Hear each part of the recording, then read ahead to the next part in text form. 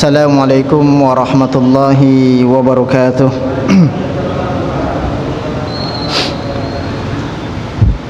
Alhamdulillah wa syukru lillahi wa salatu wa salamu ala rasulillah alladhi la nabiyya ba'dah, la hawla wa la quwata illa billah. Allahumma la ilma lana illa ma 'allamtana innaka antal alimul hakim. Allahumma syrah lana sadarana wa yassir lana umurana wahlul 'uqdatan min alsinatina yafqahuma 'inna ala zikrika wa syukrika wa husni ibadatik, amma ba'd. Bapak-bapak, ibu-ibu, hadirin hadirat jamaah salat maghrib yang dimuliakan Allah Subhanahu wa taala. Alhamdulillah, kembali kita mengucapkan puji dan syukur ke hadirat Allah Subhanahu wa taala, yang mana pada malam hari yang sejuk ini kita masih bisa melaksanakan sebuah kewajiban kita dalam rangka meningkatkan ubudiyah, begitu juga dengan ketakwaan kita kepada Allah Subhanahu wa taala. Mudah-mudahan apa yang telah kita lakukan pada malam hari ini senantiasa dicatat sebagai amal soleh di sisi Allah Subhanahu wa taala. Amin ya rabbal alamin. Allahumma sayyiban nafi'a. Mudah-mudahan kucuran hujan pada hari ini senantiasa membawa keberkahan ataupun manfaat di dalam kehidupan kita.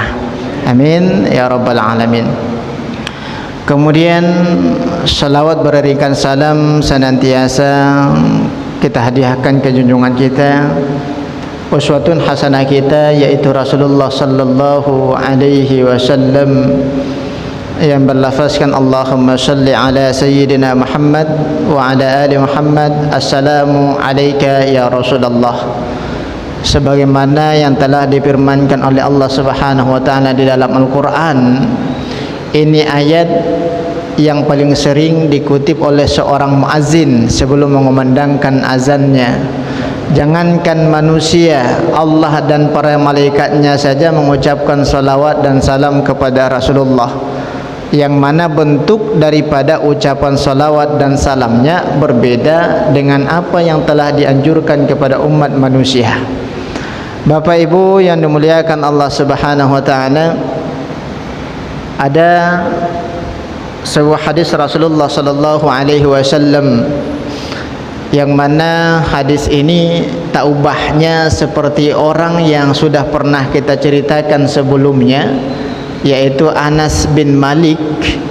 Anas bin Malik ini anak daripada Ummu Sulaim yang suaminya bernama Malik bin Nadar. Malik bin Nadar ini seorang kafir, belum masuk ke dalam agama Islam. Begitu juga dengan Ummu Sulaim ketika itu. Dengan pernikahan Malik bin Nadar dengan Ummu Sulaim, terlahirlah seorang anak bernama Anas bin Malik bin Nadar. Suatu ketika Ummu Sulaim mendapatkan hidayah, dan Ummu Sulaim ini termasuk bahagian daripada sahabiyah. Kalau laki-laki dinamakan dengan sahabat, kalau perempuan itu dinamakan dengan sahabiyah. Salah satu yang termasuk bagian daripada sahabiyah itu adalah Ummu Sulaim. Ya, Ummu Sulaim ini menobatkan dirinya sebagai seorang muslimah tanpa ada persetujuan dari suaminya bernama Malik bin Nadar. Ini salah satu makna bahwasanya la wasiyatan la ta'atan lil ma'bud, atau tidak ada ketaatan, la ta'atan li ma'siyatil khaliq. Tidak ada ketaatan bagi seseorang yang mana perintah itu adalah mengandung daripada maksiat walaupun suaminya. Inilah yang dialami oleh sahabiyah yang bernama Ummu Sulaim. Beliau ini tidak taat kepada suaminya karena suaminya ini melarang beliau untuk masuk ke dalam agama Islam. Ini salah satu contoh, boleh ia bantah, tapi kalau yang lain tak boleh. Tidak boleh dibantah oleh seorang istri apa yang dianjurkan oleh suami, yang mana notabene daripada anjuran itu adalah sebuah kebaikan. Tapi daripada Malik bin Nadhr ini melarang. Akan tetapi Ummu Sulaim tetap bersikukuh dengan pendiriannya masuk ke dalam agama Islam.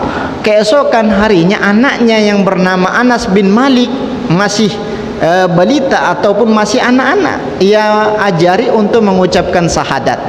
Terdengarlah oleh suaminya, jangankan istrinya, anaknya saja juga sudah diarahkan untuk masuk ke dalam agama Islam. Ya, itu salah satu tanda bahwasanya anak-anak itu ketika mereka meninggal dunia, meninggal dalam keadaan fitrah. Tidak ada seorang anak yang akan dimasukkan ke dalam api neraka kecuali ada dua orang yang sudah ditempa oleh Allah. Nantinya seorang anak ini akan menjadi seseorang yang takabur ataupun mengaku dirinya sebagai Tuhan. Salah satu diantaranya adalah Fir'aun.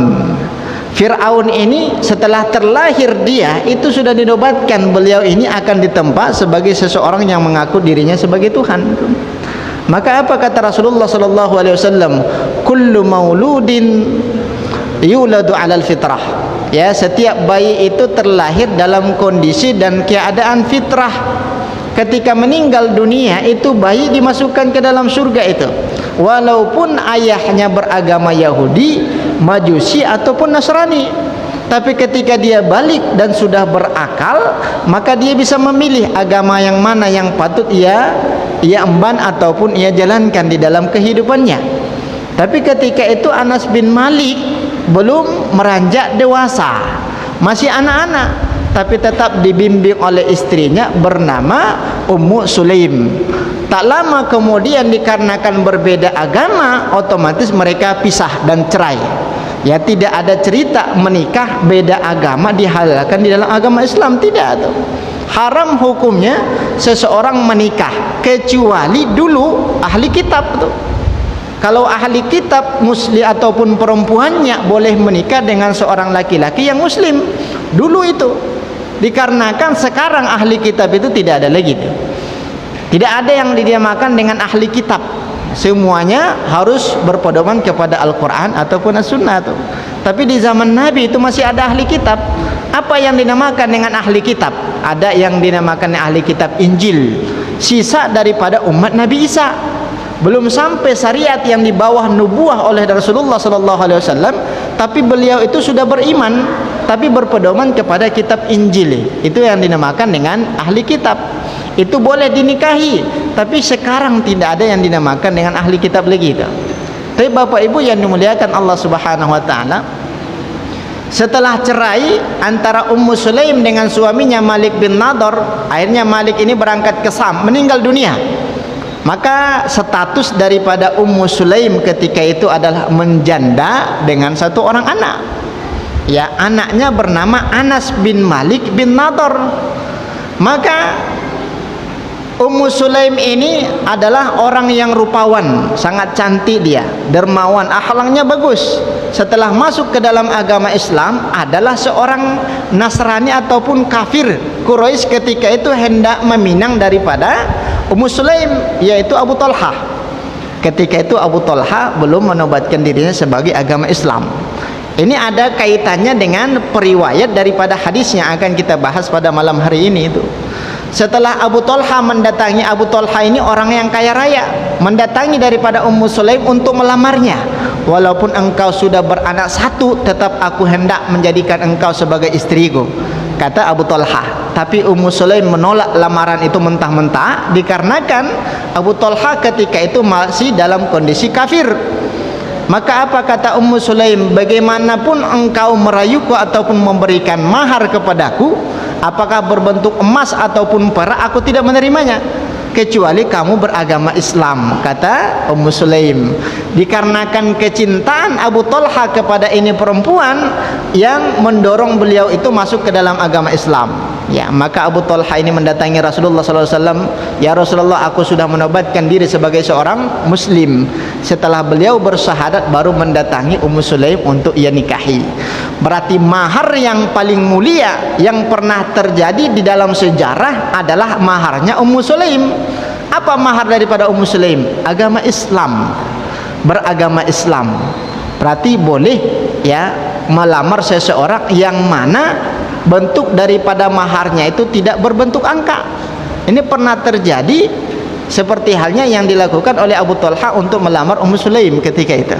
Setelah ia lamar, ini pernah dulu kurang lebih 1 pekan yang lalu kita bahas sebuah hadis Rasulullah sallallahu alaihi wasallam yang mana seorang sahabat mendatangi istrinya, kebetulan ketika itu anaknya sudah meninggal dunia. Ya, setelah berhubungan suami istri, keesokan harinya beliau mengadu kepada Rasulullah, "Ya Rasulullah, sesungguhnya anakku meninggal dunia, berikanlah doa kepada kami." Maka Nabi mendoakan mereka. Setelah itu 9 bulan setelah itu mereka dikaruniai oleh seorang anak, baru dibawa lagi ke Rasulullah untuk mentahniknya. Ini salah satu syariat untuk mentahnik seorang bayi. Pernah kita ceritakan itu. Ternyata anak yang meninggal dunia itu adalah pernikahan antara Abu Talha dengan Ummu Sulaim. Terlahirlah anak satu, saudara tiri daripada Anas bin Malik. Setelah terlahir meninggal dunia.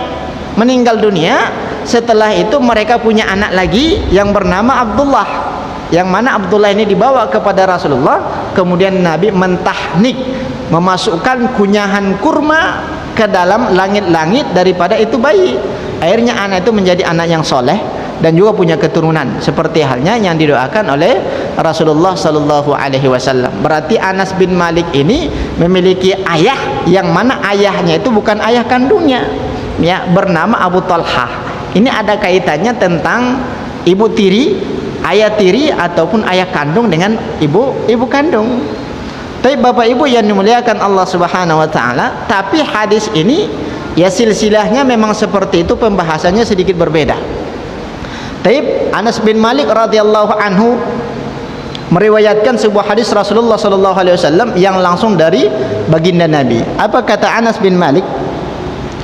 Yang mana hadis ini diriwayatkan oleh Imam Muslim, berarti derajatnya adalah sahih. Tapi Bapak Ibu hadirin hadirat yang dimuliakan Allah Subhanahu wa taala, kuntu sakiyal qaumi fi manzili Abu Talha.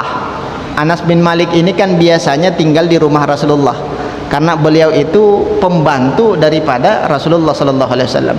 Tapi suatu ketika kata Anas bin Malik, aku minta izin kepada Rasulullah untuk mendatangi ayahku yaitu Abu Talha. Ya, setelah datang ke rumahnya ternyata Abu Talha didatangi oleh beberapa tamu dari segala penjuru. Ya, beberapa tamu kepala-kepala suku datang ke rumah daripada Abu Talha. Ketika itu belum ada larangan daripada minuman-minuman keras. Ini ada kaitannya dengan khamar. Belum ada larangan ketika itu. Kata Anas bin Malik, maka Abu Talha memerintahkanku selaku anak, otomatis beliau berhak untuk menyuruh daripada anaknya, "Wahai Anas bin Malik, tolong ambilkan minuman di dapur, yang mana minuman itu adalah minuman spesial, ketika ada tamu baru diberikan kepada mereka." Ternyata asyir, perasan daripada kurma, perasan daripada gandum ataupun perasan daripada inab atau inab bermakna anggur, ya, perasan anggur itu adalah minuman spesial. Setelah Anas bin Malik mengambil daripada itu asyir, kemudian ia tuangkan kepada tamu-tamu itu. Pada saat itu sudah turun pelarangan daripada khamar, tapi Anas bin Malik dan juga Abu Talha belum sampai pelarangan itu ke telinga mereka. Setelah dituangkan itu khamar, sebelum dikonsumsi oleh tamu-tamunya, terdengarlah kabar itu kepada Rasulullah.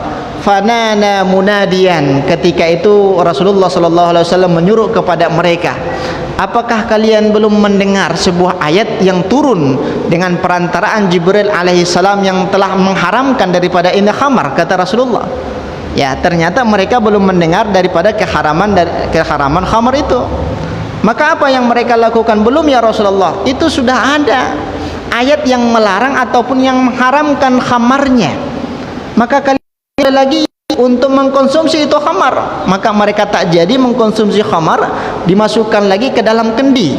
Setelah dimasukkan, apa kata Abu Talha? "Ukhruj, wahai Anas bin Malik, kamu keluar dari rumah ini, ambilkan galon ataupun ya bezana yang berisikan daripada khamar min betih. Batihun itu khamar yang terbuat dari kurma. Ada beberapa istilah, kalau orang Yaman biasanya membuat khamar itu bukan dari kurma, bukan dari anggur, tapi dibuat dari zurrah. Zurrah itu jagung. Mereka peras itu jagung, kemudian difermentasikan, disimpan kurang lebih sebulan 2 bulan. Itu adalah minuman favorit orang Yaman ketika itu, minuman favorit mereka. Tapi kalau orang Madinah itu perasan kurma, orang Makkah itu perasan anggur. Berbeda-beda bentuk khamarnya, tapi semuanya itu kan sedikit ataupun bahagian daripada minuman yang memabukkan. Nah, pertanyaannya kenapa muncul daripada hadis ini berkaitan dengan kenajisan daripada khamar. Apakah khamar itu najis ataupun tidak? Tapi ittifaq ulama, kesepakatan di kalangan para ulama bahwasanya khamar itu haram hukumnya. Ini sepakat mereka, tidak ada yang menyalahi satu ulama pun. Tapi ketika kembali ke masalah yang kedua, apakah khamar itu bahagian najis atau tidak, terjadilah khilafiyah. Dua pandangan ulama di situ. Ada yang mengatakan bahwasanya khamar itu najis, ya ada yang mengatakan bahwasanya khamar itu tidak najis, tapi haram dia. Tidak semuanya yang diharamkan itu untuk dikonsumsi adalah sesuatu yang berbentuk najis. Itu alasan daripada ulama yang kedua. Kalau ulama yang pertama kan siapa saja mereka? Jumhur, kebanyakan di kalangan para ulama-ulama fikih, ulama mazhab, Imam Abu Hanifah, kemudian Malikiyah, Syafi'iyah, Hanabilah, mereka sepakat bahwasanya khamar itu najis. Kalau yang dinamakan dengan najis tidak sah dibawa untuk sholat. Kalau terkena khamar baju kita, tidak boleh dibawa sholat itu sebelum khamarnya hilang. Setelah dicuci baru boleh dipakai lagi. Itu pendapat ulama yang pertama, mayoritas itu. Tapi ada beberapa ulama, Al-Lais, kemudian Rakim, kemudian kalau ulama-ulama mu'asyirah, Syekh Al-Albani rahimahullah. Kalau yang pertama tadi Syekhul Islam Ibnu Taimiyah mengatakan bahwasanya khamar itu najis. Syekh Al-Albani rahimahullah mengatakan bahwasanya khamar itu tidak najis. Ini ulama-ulama Saudi itu, tapi berbeda masanya, berbeda masa. Apa kata Syekh Al-Albani rahimahullah bahwasanya khamar itu bukan najis? Kan oleh Anas bin Malik tadi, setelah disuruh oleh Abu Talha, wahai Anas, kamu keluar dari rumah ini sekalian ambil bezana yang berisikan khamar yang terbuat dari kurma itu. Setelah diambil itu bezana, bahkan di jalan-jalan dari kota Madinah ketika itu. Kemudian ada yang memecahkan bezananya, ada yang membolongi dari bawah, kemudian ada yang menumpahkannya. Kemana mereka tumpahkan itu khamar? Di jalan-jalan kota Madinah yang mereka tumpahkan. Alasan mazhab yang kedua, seandainya khamar itu adalah najis, otomatis dilarang oleh Rasulullah untuk ditumpahkan di jalan-jalan yang digunakan untuk berlalu lalang di situ. Tidak mungkin kan khamar itu terpijak oleh kita kemudian dibawa ke masjid, kan najis itu. Tapi Rasulullah tidak melarangnya. Kata pendapat yang kedua menandakan bahwasanya khamar itu bukan najis. Tapi Bapak Ibu yang dimuliakan Allah Subhanahu wa taala, kemudian yang kedua ada yang bernama Abdurrahman bin Wi'la. Abdurrahman bin Wi'la min ahli ataupun min Masr. Abdurrahman bin Wi'la ini kewarganegaraan Mesir ketika itu, berangkat ke Madinah, yang mana beliau bertanya kepada salah seorang sahabat, Abdullah bin Abbas, bukan Abdurrahman, Abdullah bin Abbas. Wahai Abdullah bin Abbas, bagaimana pendapat engkau terhadap minuman ataupun asyir? Asyir itu kan perasan daripada anggur setelah difermentasi kurang lebih sebulan 2 bulan. Bagaimana pendapat engkau? Apakah itu diharamkan atau tidak? Maka apa kata Abdullah bin Abbas? Pernah suatu ketika seorang sahabat yang khamar yang terbuat dari kurma kemudian dihadiahkan kepada Rasulullah. Ada yang mengatakan terbuat dari anggur, dihadiahkan kepada Rasulullah karena itu adalah minuman yang mana minuman itu adalah minuman yang sangat dibutuhkan oleh bangsa Arab ketika itu. Minuman spesial atau khamar itu minuman spesial orang-orang Arab dulu. Maka ia masukkan ke kantong hendak diberikan ataupun dihadiahkan kepada Rasulullah. Maka apa kata Rasulullah setelah datang sahabat dari Mesir ini? ya, menghadiahkan kepada Rasulullah. Apa kata Rasulullah? Apakah engkau belum pernah mendengar ayat tentang pengharaman daripada khamar itu?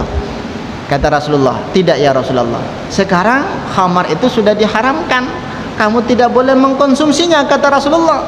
Fa asyara bihi qaumun. Ketika itu datang seorang kaum menghampiri daripada Rasulullah dan menghampiri daripada sahabat yang menghadiahkan khamar ini kepada Nabi. Hei fulan, ini kan khamar sudah diharamkan oleh Rasulullah, sudah turun ayat tentang keharamannya. Kalau memang seperti itu, tak payah kamu hadiahkan kepada beliau. Mendingan kamu ambil kembali, kemudian kamu jual kepada orang lain, kan mendapatkan uang itu. Kamu mendapatkan dinar ataupun dirham, ada keuntungan di situ, kata sahabat yang kedua. Terdengarlah oleh Rasulullah sallallahu alaihi wasallam dua sahabat yang berbisik-bisik tadi. Maka apa kata Rasulullah? Apa yang kalian bisikkan wahai sahabatku? Maka apa kata sahabat ini? Ini saya arahkan beliau, yang mana khamar itu kan sudah haram. Saya arahkan beliau biar tidak rugi untuk menjualnya ke pasar, kan mendapatkan dinar ataupun dirham dia, kata sahabat yang kedua. Maka apa kata Rasulullah? Sesuatu yang diharamkan untuk dikonsumsi maka haram untuk diperjualbelikan. Nah, ini hukum yang kedua. Sesuatu yang haram untuk dikonsumsi maka haram untuk diperjualbelikan, apapun bentuknya. Ini salah satu contoh, mungkin ada kebiasaan kita jual beli hewan yang dipergunakan untuk jaga kebun ya, seperti halnya anjing gitu. Anjing itu kan sesuatu yang diharamkan untuk dikonsumsi, berarti haram juga untuk diperjualbelikan, untuk dikonsumsi hasil daripada keuntungan penjualan anjing tadi. Tidak boleh itu. Terus bagaimana caranya? Kalau seandainya kita membutuhkan seekor anjing untuk dipergunakan menjaga kebun, jangan diikat di dalam rumah kita.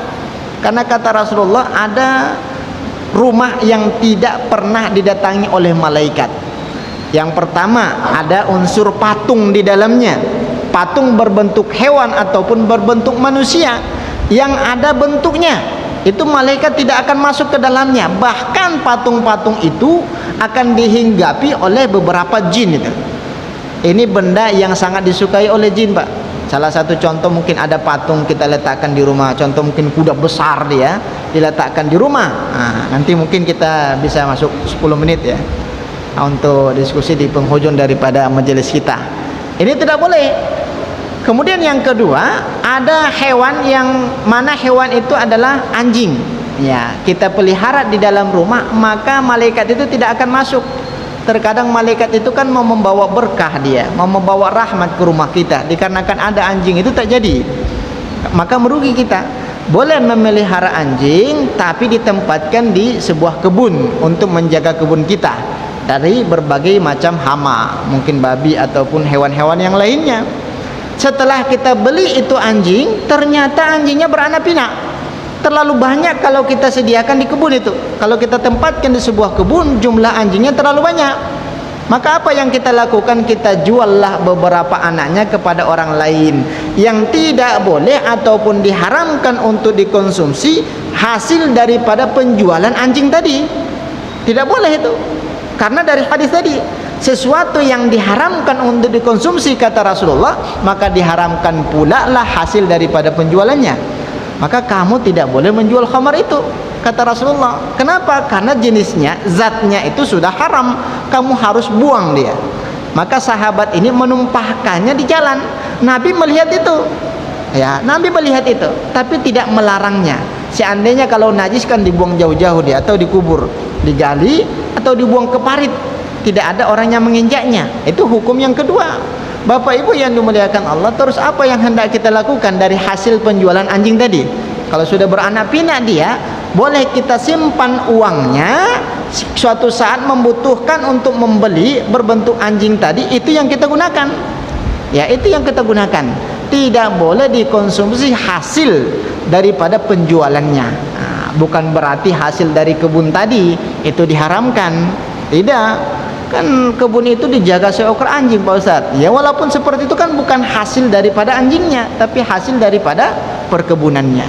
Tapi Bapak Ibu yang dimuliakan Allah Subhanahu wa taala, maka hukum yang kedua yang menandakan bahwasanya sebahagian para ulama, tapi sebahagian kecil ya, jumlahnya sangat sedikit, mengatakan bahwasanya khamar itu bukan najis, tapi sesuatu yang diharamkan untuk dikonsumsi. Ya, seperti itu. Tapi Bapak Ibu yang dimuliakan Allah Subhanahu wa taala, ini hukum yang kedua. Muncul permasalahan baru. Pemahaman kita selama ini yang dinamakan dengan khamar berarti sesuatu yang berbentuk ataupun yang mengandung alkohol.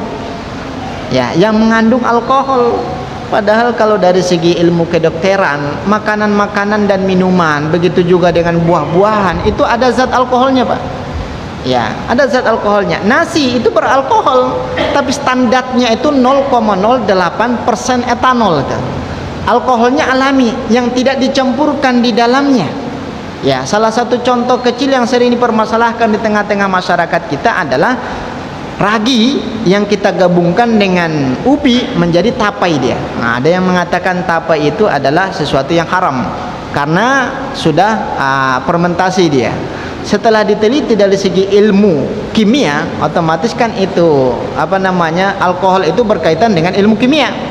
Ternyata ragi itu hanya mampu memecahkan glukosa yang ada di dalam kandungan ubi, ya, kurang lebih membutuhkan masa 4-5 hari. Kalau sudah kita fermentasikan dicampur dengan ragi, itu menghasilkan alkoholnya 0,9%. Tidak sampai 1 itu. Tidak sampai 1% alkohol daripada tapai itu. Maka kesimpulan daripada dokter, tapai itu tidak memabukkan kecuali makan 1 baskom, itu mabuk tuh. Ya, hanya sewajarnya saja kita konsumsi, kan seperti itu. Tidak memabukkan dan tidak termasuk bagian daripada khamar. Tapi kalau anggur difermentasikan kurang lebih membutuhkan 1 bulan sampai 2 bulan, itu zat daripada etanolnya sampai 9 ataupun 14%. Kalau sudah melebihi daripada 8%, itu minuman memabukkan. Memabukkan berarti haram dia. Berarti kesimpulan yang ketiga adalah tapai itu tidak haram karena zat daripada alkoholnya tidak mencapai sesuatu yang memabukkan. Tidak mencapai sesuatu yang memabukkan. Tapi Bapak Ibu yang dimuliakan Allah Subhanahu wa taala, inilah banyak orang yang salah pemahaman. Dikarenakan alkohol itu, kata ahli-ahli kimia, itu terbagi 3. Alkohol yang ada di dalam makanan itu tersendiri dia, ya, alami. Yang kedua, alkohol yang ada di dalam obat-obatan ataupun alat-alat kosmetik. Salah satu contoh mungkin deodoran, obat yang diinikan ke ketiak, kemudian kosmetik-kosmetik yang lainnya. Ini diperdebatkan ulama. Ada yang mengatakan itu bukan bahagian daripada najis. Ya, walaupun dia berbentuk alkohol tapi tidak berbentuk najis. Sedangkan khamar saja itu masih diperdebatkan tentang kenajisannya. Kan seperti itu. Ya, begitu juga dengan yang biasa kita gunakan adalah minyak wangi. Bagaimana pandangan ulama tentang minyak wangi yang ada unsur alkohol di dalamnya? Ya, ada yang menggunakan parfum itu kan disemprotkan ke badannya, berarti kalau isinya bisa keluar kemungkinan besar ada alkoholnya. Kegunaan daripada alkohol itu kan untuk mendorong keluar dari botol parfumnya kemudian mengenakan baju kita. Itu fungsi daripada alkohol itu. Nah, kalau sudah terkena baju kita, itu alkohol hilang dengan sendirinya. Salah satu contoh spiritus itu 70% itu. 70% etanolnya ataupun alkoholnya, tidak sampai 100%. Kalau kita buka itu 5 menit saja isinya sudah habis itu. Terbang deh, hilang. Ya. Yang paling tinggi ya etanol ataupun alkohol di dalam makanan ataupun minuman keras itu vodka. Vodka itu sudah sampai 40% katanya. Itu sangat memabukkan. Itu sudah kelas tinggi itu. Sudah papan atas yang mengkonsumsi vodka. Kalau kelas bawah mungkin whisky ataupun mungkin tua, kan seperti itu. Kalau tua itu kan sudah mengandung alkohol melebihi daripada 8%, memabukkan dia, berarti haram. Ya, berarti haram dia. Tapi Bapak Ibu yang dimuliakan Allah Subhanahu wa taala, maka kesimpulan hukum yang kedua bahwasanya parfum yang mengandung daripada alkohol, kesimpulan daripada ulama tadi ada 2, fihi qaulan. Ada 2 pandangan. Yang pertama mengatakan tetap itu bahagian daripada najis karena ada unsur alkoholnya.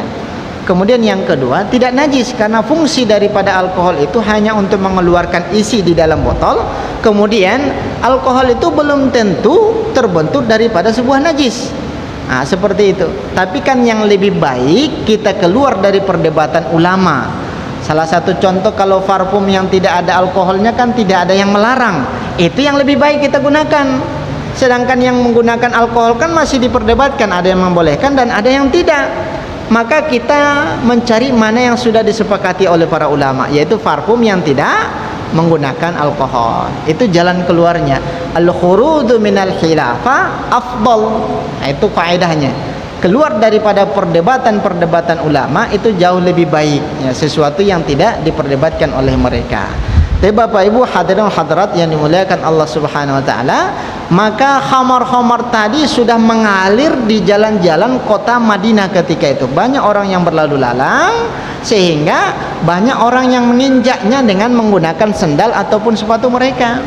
Nah, ini alasan ulama yang kedua. Tapi kan lebih kuat ulama yang pertama, mengatakan bahwasanya khamar itu adalah najis, berpatokan ke dalam sebuah ayat di dalam Al-Quran, innamal khamru wal maisir wal ansab wal aslamu rijisun min amali syaitan. Mereka menafsirkan bahwasanya kalimat rijis itu adalah najis, padahal rijisun itu kan artinya secara harfiah bermakna kotor ataupun kotoran. Kotoran, kalau sudah berbentuk kotoran otomatis najis, kata hujjah ulama yang pertama.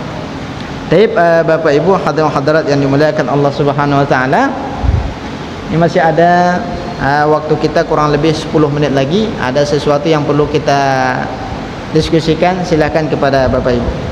Ya, silakan Pak Ustaz. Assalamualaikum warahmatullahi wabarakatuh. Berkaitan tentang najis, kita mungkin tahu kita pernah membeli landang. Ini kita orang hewan. Ini dimana yang menjual membelinya terhadap hasil kedua, mungkin di daerah Sumatera yang kita tahu juga tadi itu menjual kan menggunakan tinja manusia. Seperti tank. Ya. Pasti kan ada najisnya.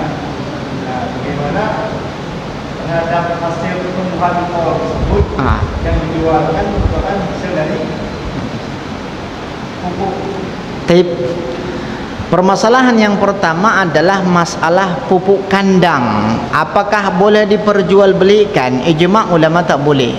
Bahkan Imam Syafi'i menegaskan di dalam mazhabnya sesuatu yang diharamkan untuk memperjualbelikan yang berbentuk najis. Salah satunya adalah pupuk kandang. Tidak boleh itu diperjualbelikan.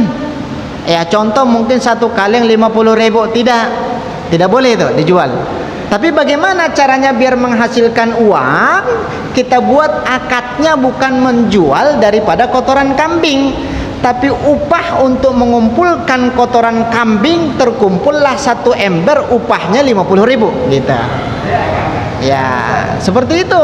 Ya, sehingga bisa kita cari jalan keluarnya seperti apa. Tapi kalau tidak diperjualbelikan kan enak betul orang yang ngambil itu. Padahal yang punya kambing siapa kan gitu. Dan itu sangat dibutuhkan, apalagi pada saat sekarang tuh. Banyak bunga-bunga segala macam kan seperti itu. Diambil satu sendok ataupun satu skop pupuk kandangnya, kemudian tanahnya 5 skop itu. Seperti itu. Berarti kesimpulannya adalah di dalam akad itu saya berikan kepada engkau ya kotoran kambing satu ember, tapi upah pengumpulannya itu 50.000, seperti itu ya. Atau diperbolehkan, tidak diperjualbelikan, tapi kan bukan dijualbelikan itu, tapi upah untuk mengumpulkan dan mengambilnya. Terkadang kan mungkin seseorang itu agak sedikit jijik dia karena berbentuk kotoran, sudah dicampur dengan tanah, barulah dia menjadi pupuk kandang. Ini hukum yang pertama.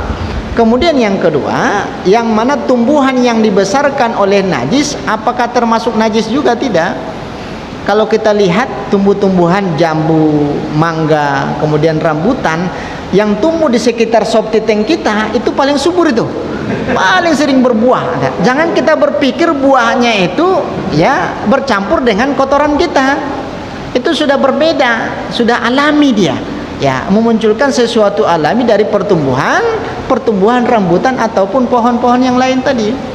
Terus kemudian bagaimana kondisinya dan keadaan seperti halnya perkebunan sayur-sayuran di Brastagi itu. Ya, rata-rata kol di Tanjung Pinang, Pasar Bincen itu ya orang-orang Batak semua tuh. Ya, orang-orang Batak ya. Apa kata mereka, ada pinang untuk berjualbelikan. Nah, kita tahu persis bagaimana cara menumbuhkan itu kol. Ya, mereka sedot tinja itu, setelah disedot menggunakan mobil, kemudian disiram. Ya, jangan dilihat bentuknya seperti apa dan warnanya seperti apa. Ya, setelah disiram, itu kol itu makin mengembang dia. Nah, suka betul dengan ya kualitas daripada sari-sari yang ada di dalam tinja tadi. Setelah mengembang, otomatis lambat laun akan disirami oleh embun ataupun hujan, kan hilang najisnya seperti itu. Tapi yang tidak boleh itu mengkonsumsi kol yang mana warnanya tidak putih itu, ada bercak-bercak kuningnya, itu tidak boleh. Berarti sudah ada, masih ada zat daripada najisnya. Ya, masih ada zat daripada najis itu. Maka tidak boleh dibeli ya, seperti itu, karena ada berbentuk najis di situ. Ya. Itu salah satu pandangan hukumnya.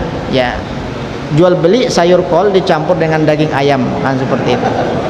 Daging ayam bukan daging yang lain ya. Nah, seperti itu. Taib wallahu alam bisawab. Ada yang perlu didiskusikan, silakan. Ada Pak Buya? Oh, silakan Pak Buya.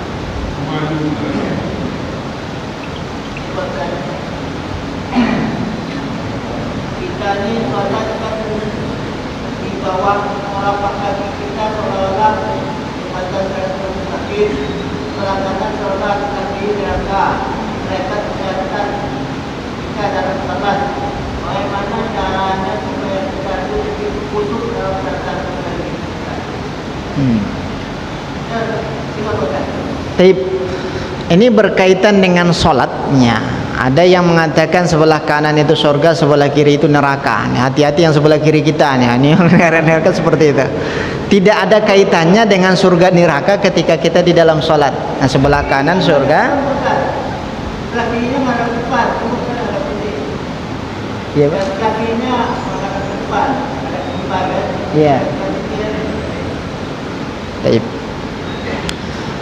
Bapak Ibu yang dimuliakan Allah Subhanahu wa taala, kesimpulan daripada pertanyaan itu, bagaimana cara kita untuk menghadirkan kekhusyukan di dalam hati ketika sholat.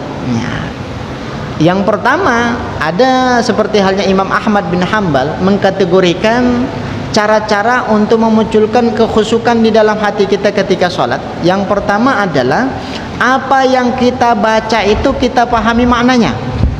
Apa yang kita baca di dalam sholat kita pahami maknanya, sehingga tidak ada celah daripada syaitan itu untuk membawa angan-angan kita kemana-mana. Ya, susah sebenarnya sholat secara khusyuk itu.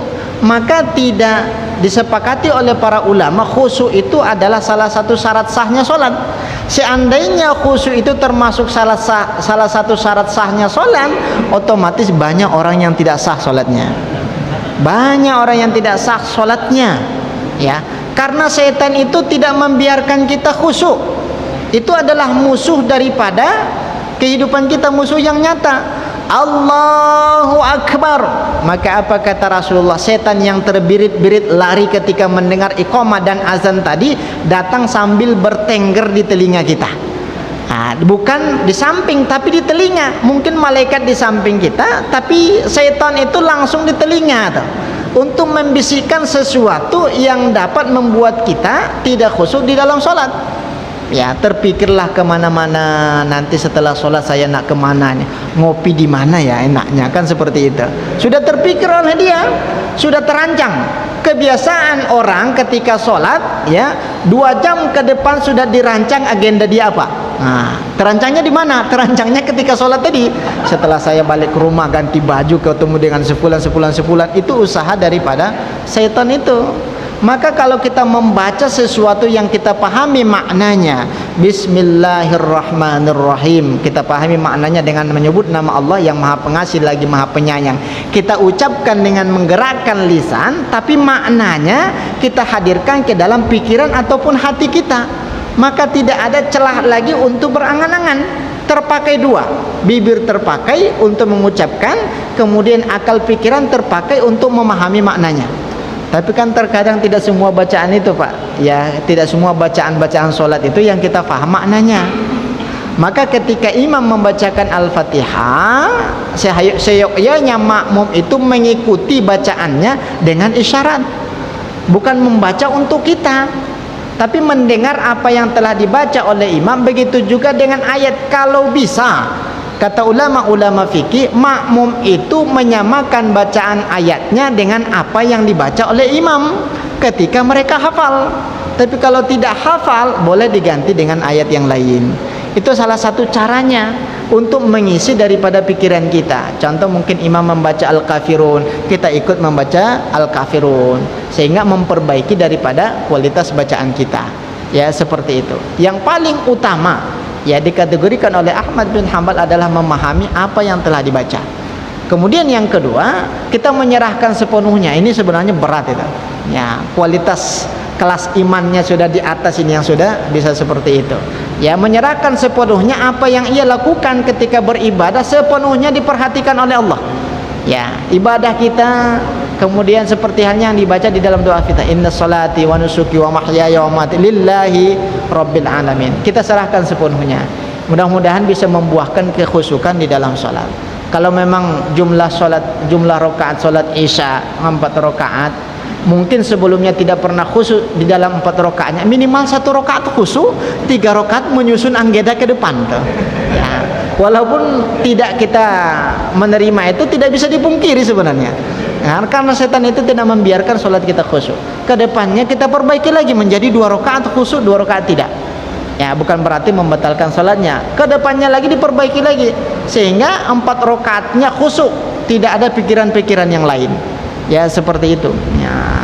Tapi berhubungan dengan surga neraka tadi, inilah salah satu penyebab kenapa seseorang, mohon maaf, ya, kenapa seseorang ketika selesai sholat mengucapkan salam, ya, membuka fayakufu kafaihi, membuka telapak tangannya, mengibaratkan sebelah kanan itu surga dan sebelah kiri itu neraka. Ya, sehingga ia buka telapak tangannya. Dikarenakan ada pemahaman kita di dalam mindset kita bahwasanya setiap kanan itu surga, setiap kiri itu neraka. Nah, seperti itu. Maka mereka buka. Ini ada kebiasaan sahabat dulu di Madinah seperti itu. Assalamualaikum warahmatullahi, assalamualaikum warahmatullahi. Ketika ditanya apa isyarat dan yang mendasari seseorang membuka telapak tangannya, ini adalah sebuah isyarat agar dibukakan pintu surga.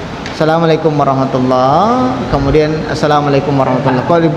Terkadang hanya kanan saja dibuka, kiri tidak, kan, kata dia. Bahkan ada yang dua-duanya dibuka, kok ditutup balik, kan seperti itu. Harusnya kan masuk dulu kita baru ditutup. Ini belum masuk sudah ditutup dia. Assalamualaikum warahmatullahi. Ini kebiasaan sahabat ketika itu. Ternyata sampailah kabar itu kepada Rasulullah dan diperhatikan oleh Nabi. Ada sebagian sahabat ketika sholat sunnah yang membuka telapak tangannya. Maka apa kata Rasulullah SAW? Wahai sahabatku, jangan kalian jadikan, ini sebuah larangan itu, tapi larangannya kan tidak mengharamkan. Ya, larangannya lebih baik ditinggalkan. Itu tujuan daripada larangannya. Wahai sahabatku, kata Rasulullah, lebih baik kalian tidak membuka telapak tangan. Jangan kalian jadikan telapak tangan kalian ketika selesai atau ketika sholat seperti halnya ekor kuda. Ekor kuda yang berlari sehingga ekornya itu bolak-balik. Kalau kita lihat, perhatikan kuda lari itu, nah, goyang-goyang itu ekornya, terkadang ke kanan kiri, kanan kiri, kanan kiri. Seperti itu, makin kencang kudanya, makin kencang bolak-balik daripada ekor kuda tadi. Maksud Rasulullah itu jangan dibuka, dibolak-balik. Seperti halnya ekor kuda, sudah ada jelas daripada larangan itu. Tapi terkadang orang tua kita kan dari dulu sudah 60 tahun sholat selalu seperti itu, kan susah untuk mengubahnya. Kan intinya membuka telapak tangan itu tidak membatalkan sholat. Nah, itu yang paling penting. Jangan kita ngotot betul. Ada orang tua yang selalu membuka tangannya, terkadang sudah sudah jadi tabiat, kebiasaan, sehingga susah untuk meninggalkannya. Seperti itu. Bukan berarti membatalkan sholat ya, tapi lebih baik ditinggalkan daripada dikerjakan. Itu kesimpulan hukumnya ya, seperti itu. Taib wallahu a'lam bishawab. Ya. Sudah ada isyarat nampaknya dari belakang kan, seperti itu. Taib nakhtatim bi qiraati alhamdulillahi rabbil alamin dan doa kafaratul majlis. Subhanakallahumma bihamdika asyhadu an la ilaha illa anta astaghfiruka wa atubu ilaik. Assalamualaikum warahmatullahi wabarakatuh.